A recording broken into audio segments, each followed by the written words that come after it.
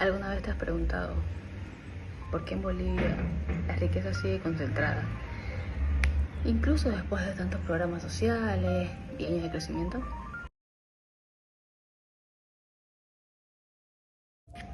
Hoy te voy a contar cómo ha cambiado la distribución de la riqueza en Bolivia entre el 2005 y el 2025, pero desde dos visiones totalmente opuestas: la economía no clásica y la economía política crítica. Y como diría Karl Marx, no es la conciencia del hombre la que determina su ser, sino el ser social lo que determina su conciencia.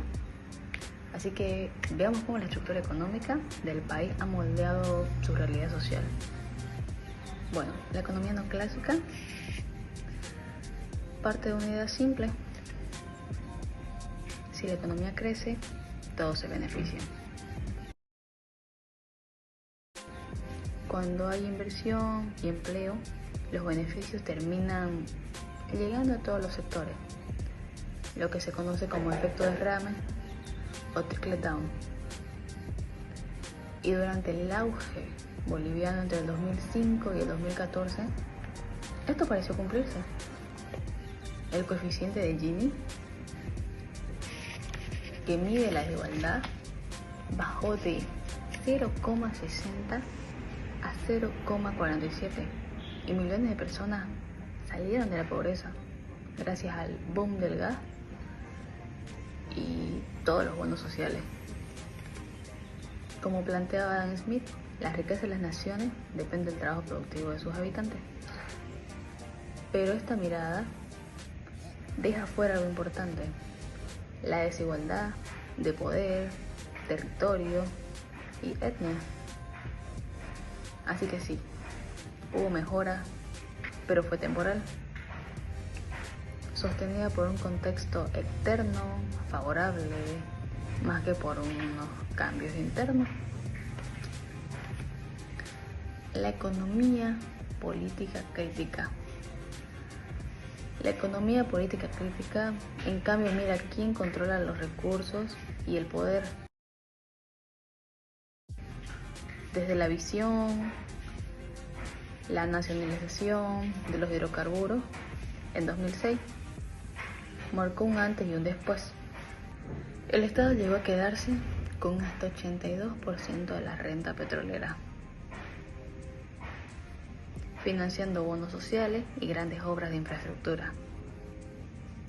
Esto mejoró la distribución del ingreso, pero como diría Raúl Pevich, el desarrollo no puede medirse solo con crecimiento, sino por la capacidad de transformar la estructura productiva. Y esta transformación en Bolivia no llegó del todo. La agroindustria y la banca siguieron concentrando la riqueza y el país continuó dependiendo del gas. Del 2005 al 2025, la desaceleración y la crisis. Después del auge vino la desaceleración. Entre el 2005 y el 2019, los ingresos del Estado se redujeron drásticamente. Y aunque los programas sociales continuaron, el país empezó a endeudarse. Con la pandemia del 2020, la economía cayó un 8,7%. Y aunque después hubo una recuperación, la mayoría del trabajo fue informal y precario. Hoy cerca del 85% de los trabajadores están en la informalidad, lo que demuestra, como decía Celso Furtado, que no hay desarrollo verdadero si no se incorporan a las mayorías al proceso productivo. Conclusión: con una visión integradora, entonces, ¿quién tiene la razón?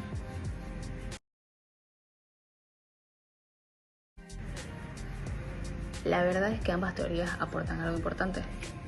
La economía no clásica explica cómo el crecimiento puede mejorar la vida, pero la economía política critica, muestra por qué estos avances no duran sin cambios estructurales. El desafío para Bolivia es combinar las dos miradas.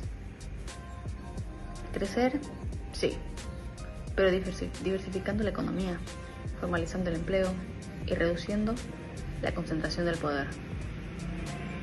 Porque como dijo Karl Marx, los filósofos no han hecho más que interpretar el mundo.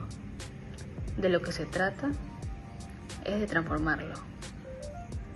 Y ese justamente es el gran reto. Crecer con justicia y transformar el país desde sus bases. Imaginemos una nación con una riqueza natural pero en verdad desbordante. Sin embargo, pareciera que se encuentra atrapada en un ciclo de fragilidad económica. ¿Cómo puede ser posible tener tanto y a la vez sentir que faltara tanto?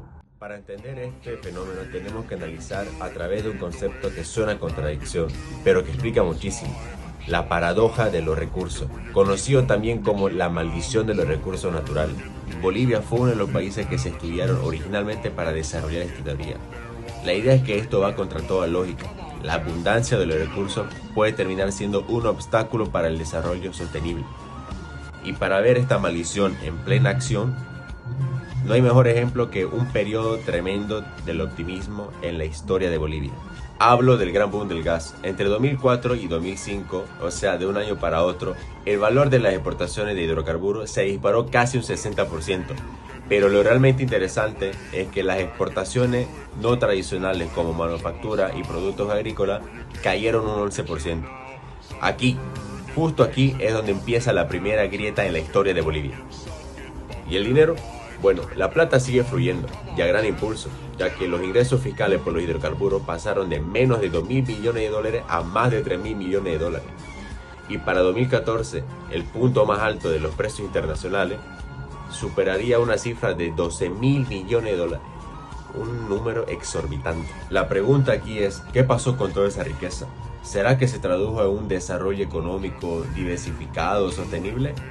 Bueno, aquí es donde la bendición empieza a tener cara de maldición.